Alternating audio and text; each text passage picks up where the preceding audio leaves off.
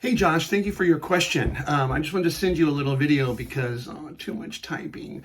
And I do have a little script here, so you'll see me kind of looking off screen there. So forgive me because my mind is all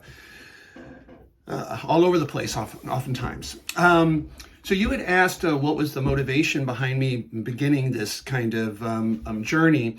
And, so really, that's the big point is people usually don't move into change, especially when there's discomfort involved with that change, unless there's a strong motivator behind that.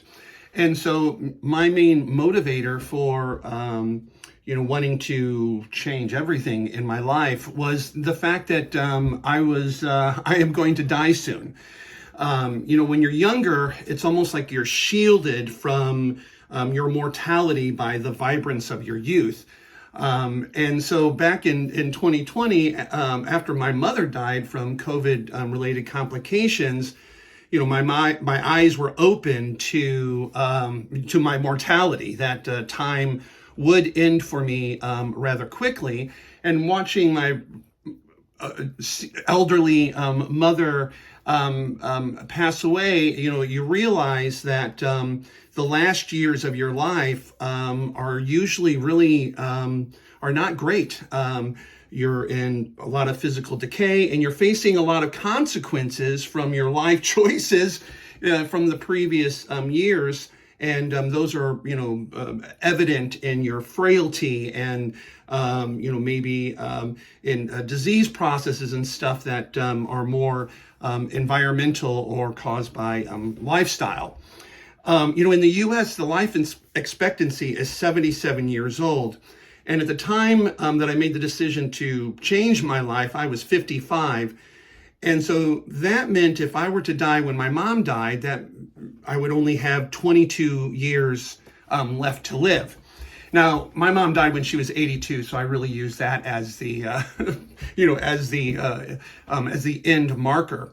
And so if I've only got 22 years or so left of life to live, those last 10 or 5 years are going to be, if I, survive that long, are going to be pretty rough unless I make some changes.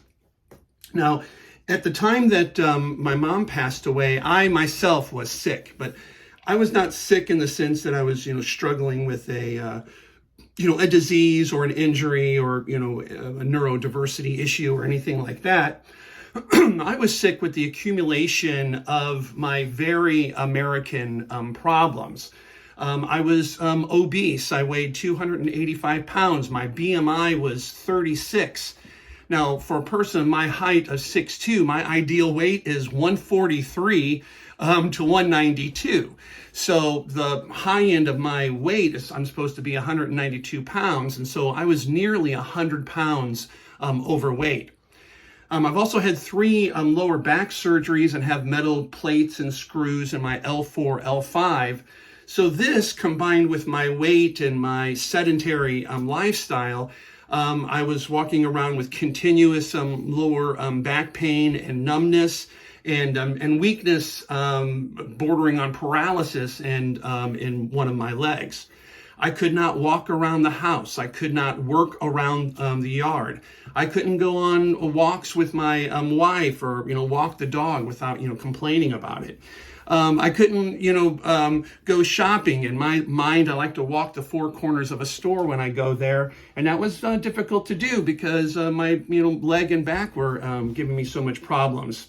I could not go on, adventurous vacations. I couldn't go horseback riding or water skiing or regular skiing or anything like that because, my body was just, not in a great state. And most of all, I would not be able to play with my future grandchildren that I, hope to have one day. And so as I was, looking at myself and then knowing that one day, not too far away, I'm going to die, that made me feel very, very uncomfortable. And as an Enneagram 7, my personality doesn't like to be trapped in psychological pain.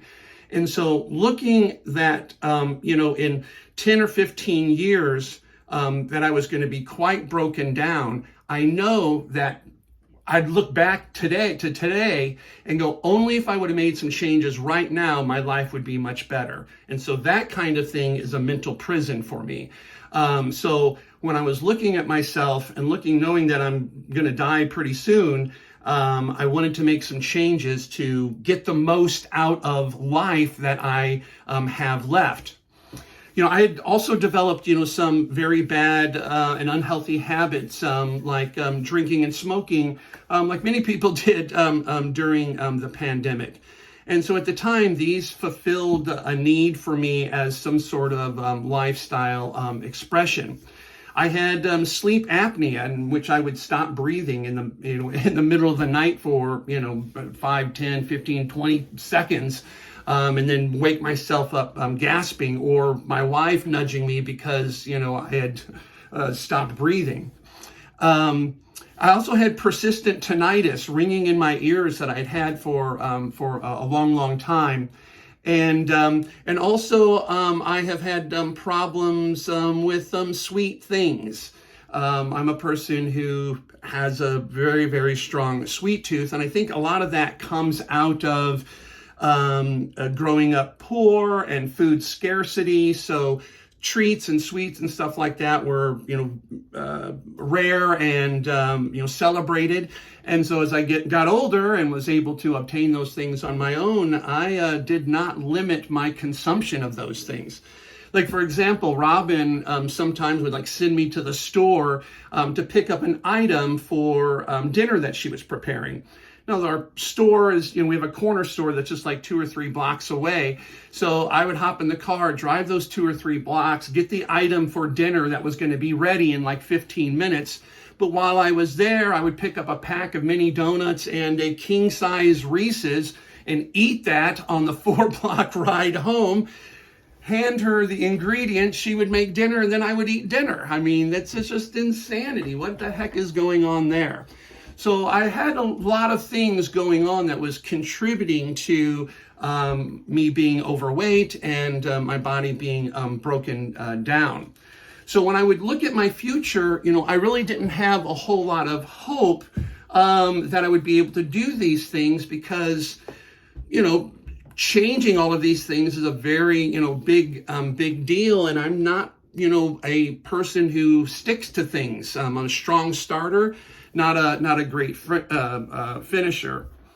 Now, I've always been a little bit vain, and I've always been a little bit out of shape. And I would tell myself one of these days that I'm going to turn it around. I'm going to, get on some sort of training regimen. I'm going to watch my diet. I'm going to be able to. I've told myself that for 20 or 30 years.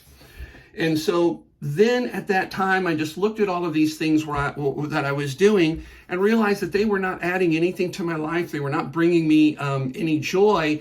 And in fact, they were causing, sickness, ill burdens upon me by drinking and smoking and overeating, eating sugar, eating processed food, fast food, that sort of thing.